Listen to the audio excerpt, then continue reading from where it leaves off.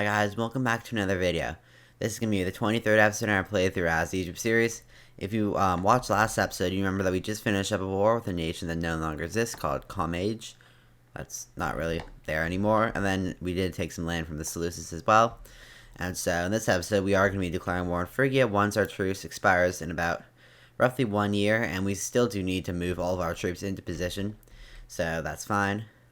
And so they do only have 34 troops, just a shadow of their formal self because of that civil war that happened. And so a lot of our armies are obviously still not in position. These guys are all the way by the Seleucid capital. So we're going to move everyone but these armies, which are going to be, well, attacking the Phrygia from here.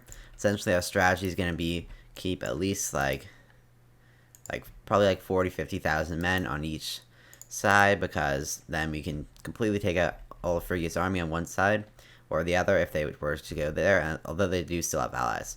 Although Thrace is now pretty weak with only 4 cohorts, and for some reason they still really like that big navy of theirs. It's completely unnecessary now that they have almost no cohorts. But so we're just going to move troops into position, and I'll tell you, we'll come back once they've been moved. So our truce did just run out. As you can see, there's no longer a truce. We don't have a truce with Phrygia anymore. You can see just with the Seleucid Empire and its allies. So we're going to move all of our troops onto this navy here. And since that Phrygian revolt was not successful, this is back to Phrygia's control. So that's the one little place in this entire area, as well as Oro, so we do have to take out. So we'll drop up an army there.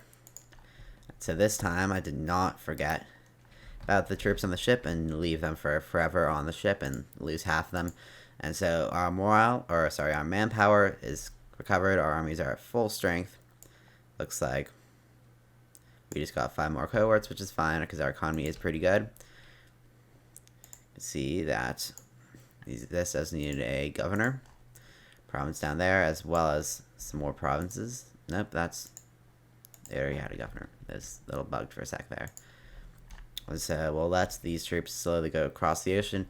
We do have a pretty large force over here as well. You can see that there is 62,000 men, and on the ships 67,000 men, and we're just going to be driving off some troops.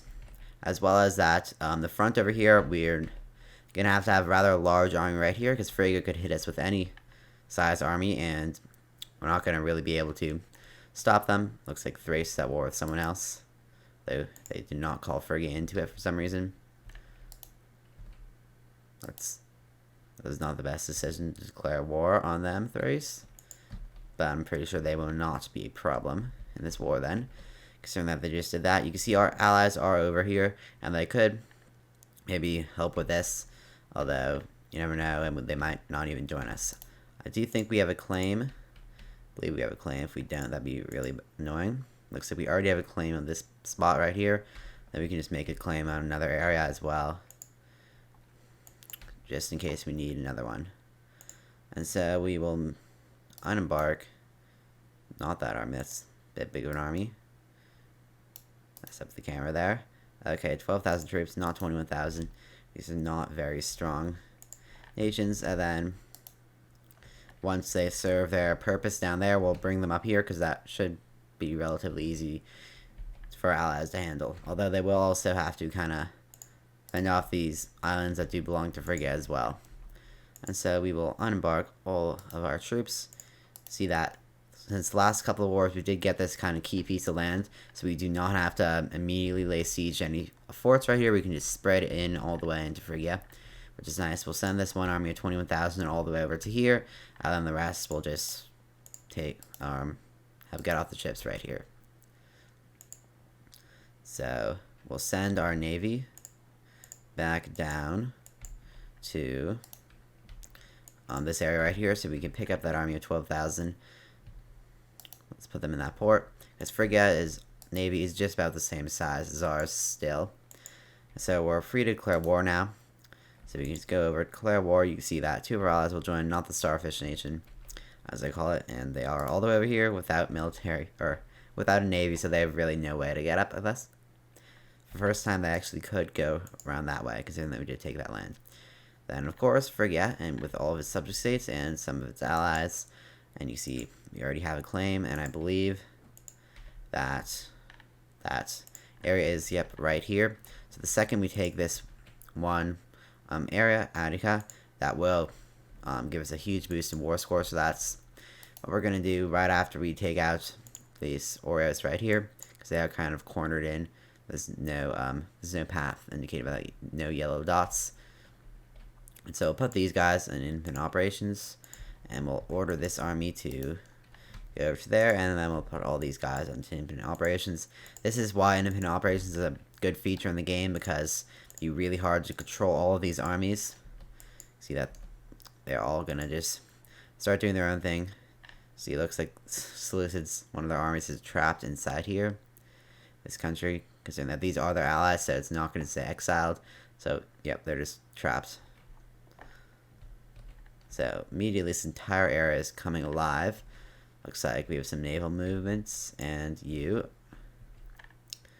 not really what we need, considering that Thrace has somehow managed to get more cohorts. Looks like they must have recruited some mercenaries, but we're not going to send an army up there to deal with that, because these guys should be perfectly fine doing that. They already have occupied a lot of land. And so we'll tell this army to go over here and take this fort right here. And so the plan for what we take in this war is obviously to take this area right here, finally, so we don't have to ever send an army over here again, because that was kind of a problem in other wars where we had to put a decent sized force over there. And you can see that the area over here is doing pretty well. We do not have that Attica quite enough. Looks like we do control that. That is why our war score is pretty high, considering that. And we do want that manpower, because we are obviously at war. So that's going to be pretty useful right there. And so you see commander died, and we are defeated. Looks like 2,000 of that would be over here, and looks like that was a combined force of Phrygia and some of its subject states / allies, and so we're going to want to deal with that. You can see that some Phrygian mercenaries, they're probably calling some in, and so we are going to tell this army to head back over here. These guys are not mercenaries, so their morale will be pretty high. And so we'll tell these two armies to kind of meet up right here. Actually, we'll have this army stay there so these guys don't catch them. And then we'll try and take out that army. And we will have you come and take out this army, and the other two go and take out that army.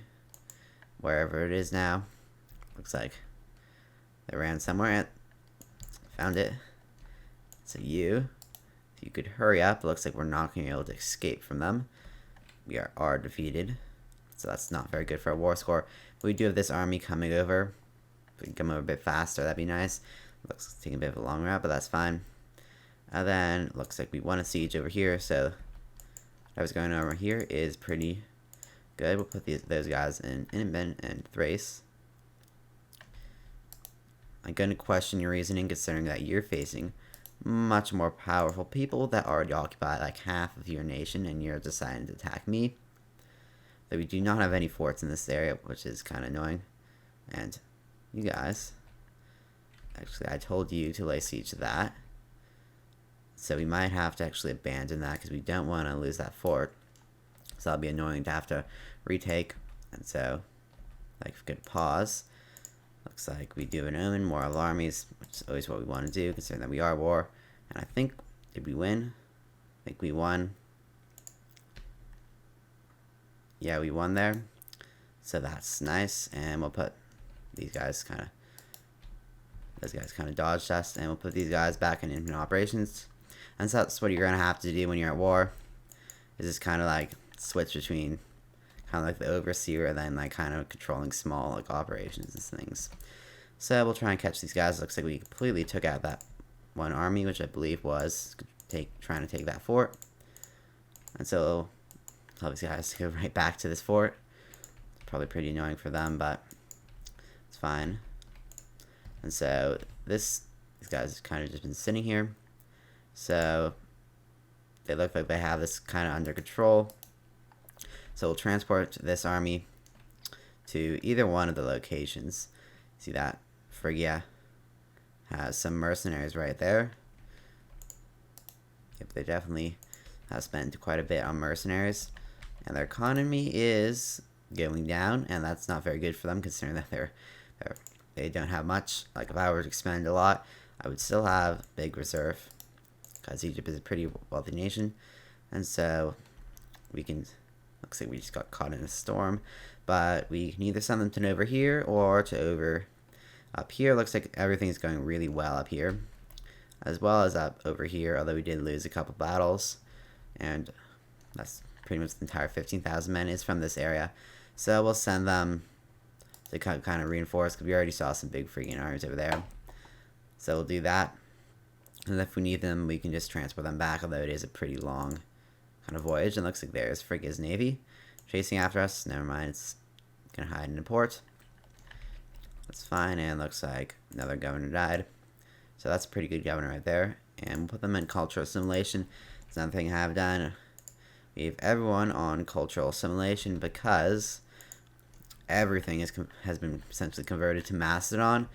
Then we annex Macedon. Our entire culture is still Macedonian, except for these little tiny bits of Egyptian. These guys aren't even, like, that's not even part of our nation. Even our capital is Macedonian culture. So that's just not good. The only reason we want to fix that is because aggressive expansion, as it goes up, you can see wrong culture happiness is minus 26 right now. And then you can see wrong culture group happiness is minus 52.